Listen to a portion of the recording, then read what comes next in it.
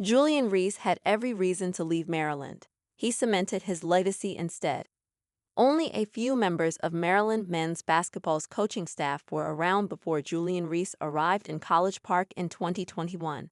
They say it feels like an eternity ago. Recruits weren't on campus because of COVID-19, so basketball performance director Kyle Tarp tried learning about Reese from his sister Angel, then a freshman at Maryland. "Oh, he's a baby. He's not gonna be able to handle what you do," Tarp, who runs Maryland's strength and conditioning program, recalled Angel Reese saying. Maturity is a common answer to how Reese has changed since getting to Maryland, but Tarp said the then 17-year-old never complained about being in the weight room. Reese eventually showed he could handle a lot more than a tough workout, too. That showed when the assistant coach who recruited him left for another school, and when his first head coach stepped down after 8 games, and when he had to change his play style for his next coach, and when his mentor got a head coaching job elsewhere, and when opponents constantly double-teamed him during one of the program's most disappointing seasons, and when he had to take a back seat to a freshman as a senior. While everything moved around Reese, he didn't. Some of his coaches worry he's the last of a dying breed in college basketball. Now, after being part of some of the program's most turbulent years, Maryland's success has justified his loyalty. "I knew what I had here in Maryland and the potential we had," Reese said. "And just knowing the coaching staff so well, and them knowing me, them working with me as well, that relationship just outcasted everybody else. And it just was a no-brainer for me to stay this offseason." No. 13 Maryland men's basketball continues road success in 71-65 win over No. 17 Michigan. Reese has spent the last few weeks thinking about Saturday's game against Northwestern, his final one at Xfinity Center. Understandably, it's a sentimental game for Reese. The same goes for coach Kevin Willard, who said he's been a wreck for several senior nights during his career. "Saturday will be one of the hardest. This will be a senior night I do not want to go to," Willard said on the Talkin' Terps radio show. "He's been one of my favorite players by far of all time. I'm just so thankful for him." Reese is the only player on this year's roster who was on Willard's first Maryland team in 2022-23. Assistant coach Greg Manning Jr., who's been at Maryland since 2018, said one of the first things Willard did was sit down with Reese.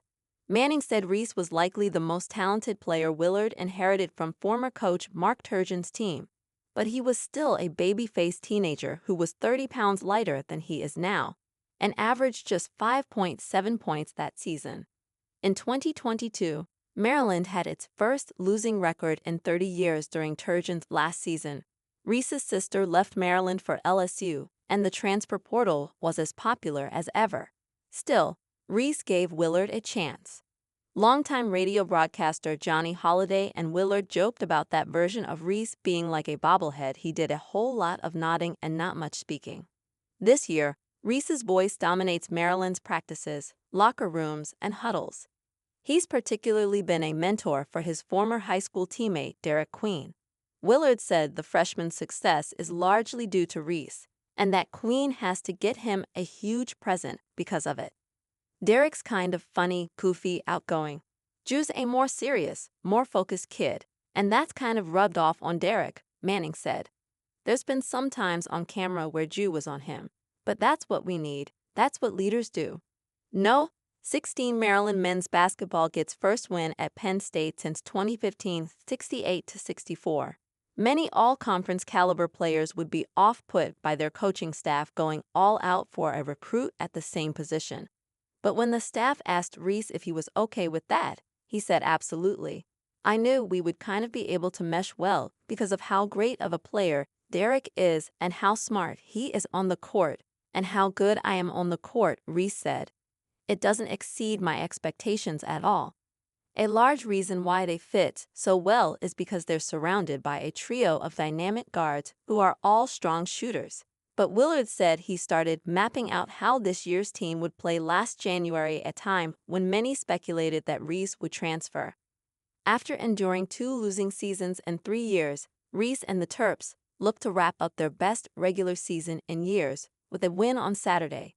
Doing so would tie the program record for Big Ten wins and essentially guarantee their highest AP ranking under Willard. The senior has improved significantly at the free throw line and at staying out of foul trouble, Reese's two biggest weaknesses in his first season under Willard. Reese initially had to adjust to his coach.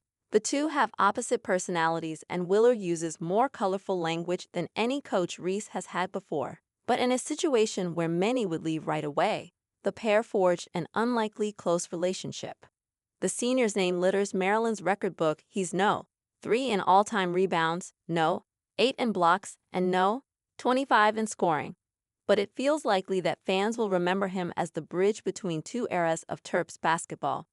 Reese thinks he and Willard's legacy might be partially connected given that he was one of the coach's first and biggest building blocks. Willard thinks it will extend far beyond that. I really believe one day Julian's number will be hanging from the rafters, Willard said. In an era where kids show no loyalty, he stayed the course and been as true to the University of Maryland as any player probably ever has.